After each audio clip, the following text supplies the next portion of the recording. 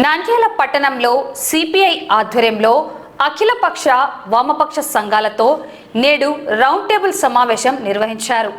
అర్హులైన పేదలకు ప్రభుత్వం ఇళ్ల స్థలాలు ఇవ్వాలని వారు డిమాండ్ చేశారు. ఈ సందర్భంగా నేతలు పాల్గొన్నారు. పేదలకు పట్టణ ప్రాంతాల్లో 2 సెంట్లు, గ్రామీణ ప్రాంతం 3 సెంట్లు ఇస్తానన్న హామీ మేరకు నంద్యాల పట్టణంలో సిపిఐ ఈరోజు రాష్ట్ర ప్రభుత్వము ఎన్నికల సందర్భంగా ప్రతి పేదవానికి పట్టణాల్లో 2 సెంట్లు, గ్రామీణ ప్రాంతాల్లో 3 సెంట్లు, ఇంటి నిర్మాణానికి 4 లక్షల రూపాయలు ఇస్తామని చెప్పి ప్రధానమైనటువంటి ఎన్నికల నినాదంతోనే ఈ రాష్ట్రంలో ముఖ్యమంత్రి చంద్రబాబు నాయుడు గారు అధికారంలోకి వచ్చారనేటువంటి విషయం అనేది ఈ సందర్భంగా అందరికి కూడా బహిరంగ సత్యమే. అయితే 2 సంవత్సరాలు గడిచినప్పటికి కూడా ఇప్పటి వరకు కూడా మరి రాష్ట్రంలో ఎక్కడ కూడా మరి పేద ప్రజలకు 2 సెంట్లు, పట్టణాల్లో 3 సెంట్లు పేదలకు ఇచ్చేదానికి ఇంటి నిర్మాణం కోసం అవసరమైనటువంటి నిధులు కేటాయించడంలో ముఖ్యమంత్రి చంద్రబాబు నాయుడు గారి ప్రభుత్వం చాలా ఘోరంగా వైఫల్యం చెందింది. ఎక్కడ కూడా ఒకసారి మంత్రివర్గంలో సిపిఐ రాష్ట్ర వ్యాప్తంగా ఆందోళన చేసిన తర్వాత ఒకసారి మంత్రివర్గ సమావేశంలో కూడా దానికి సంబంధించి అధికారికంగా చర్చించి జీవోను కూడా విడుదల చేశారు తప్ప క్షేత్రస్థాయిలో పేద ప్రజల యొక్క లబ్ధికి అనుగుణంగా వారికి మేలు చేసేటువంటి దానికి ఎక్కడ కూడా ఏ పట్టణంలో కూడా భూమిని సేకరించిన దాఖలాలు లేవు. అయితే మరొక వైపు చాలా పెద్ద ఎత్తున ఈ రాష్ట్రంలో పెద్ద పెద్ద బడా కార్పొరేట్ కంపెనీలకి విలువైనటువంటి భూముల్ని, పట్టణాల్లో నగరాల్లో ఉన్నటువంటి విలువైనటువంటి భూముల్ని అక్కడ దారాదత్తం చేయడానికి, అదేవిధంగా కంపెనీలకి అప్పజెప్పడానికి, మరి రాజధాని పేరుతో అవసరం లేకపోయినా మరొక 50,000 ఎకరాలు సేకరించడానికి ఈ ప్రభుత్వం పూనుకోవడం అనేది అత్యంత దారుణమైనటువంటి విషయం.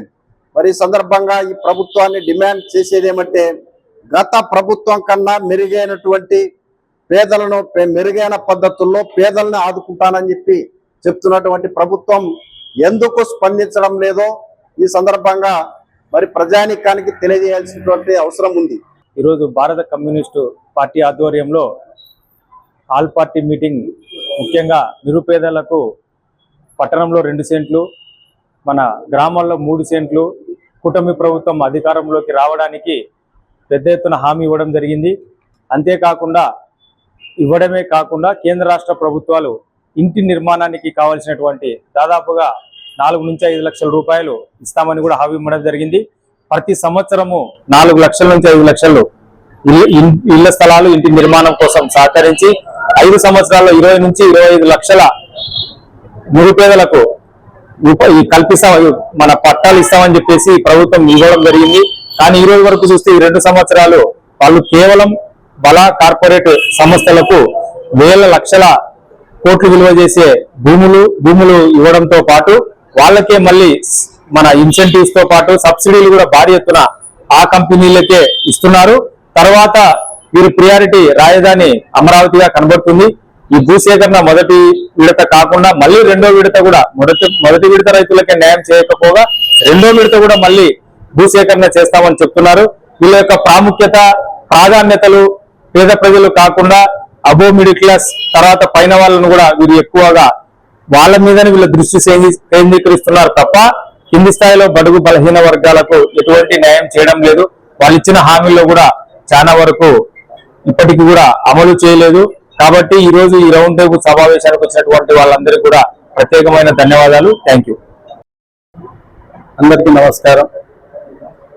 ఈరోజు భారత కమ్యూనిస్ట్ పార్టీ పేద ప్రజల కోసం, వారి యొక్క అవసరాల కోసం ఆల్ పార్టీ మీటింగ్ అనేటువంటిది ఏర్పాటు చేయడం చాలా అభినందన విషయం.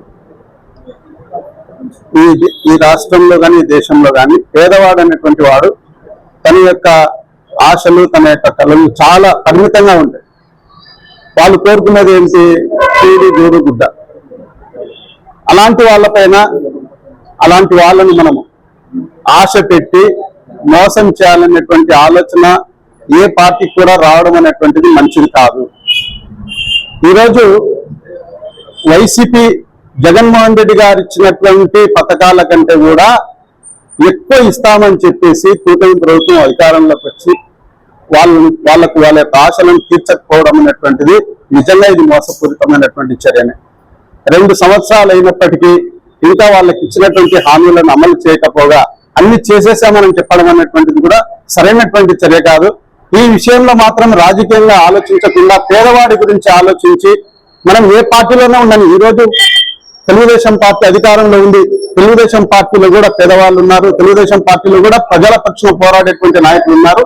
ప్రభుత్వం పైన పేదల గురించి పోరాడాల్సినటువంటి ఆవశ్యకత అవసరం అనేటువంటిది మానవతా దృక్పథంతో ఎవరికైనా సరే అవసరం అనేటువంటి విషయాన్ని తెలియజేస్తూ, పేదవాడికి అన్యాయం చేస్తే, మనం నమ్మినటువంటి పేదవాడిని అన్యాయం చేస్తే భగవంతుడు అనేటువంటి వాడు ఒకడు ఉన్నాడు, అది మనకు ఖచ్చితంగా చుట్టుకుంటుంది. మనకు పదవులు అనేటువంటివి శాశ్వతం కాదు, అధికారం అనేటువంటిది శాశ్వతం కాదని చెప్పేసి తెలియజేస్తూ ఈ వేదిక మీద ప్రజల యొక్క సమస్యలను ప్రభుత్వానికి తెలియజేయడానికి ప్రయత్నం చేస్తున్నటువంటి భారత కమ్యూనిస్ట్ పార్టీ వాళ్ళకి మరొకసారి నా యొక్క ధన్యవాదాలు తెలియజేస్తాను.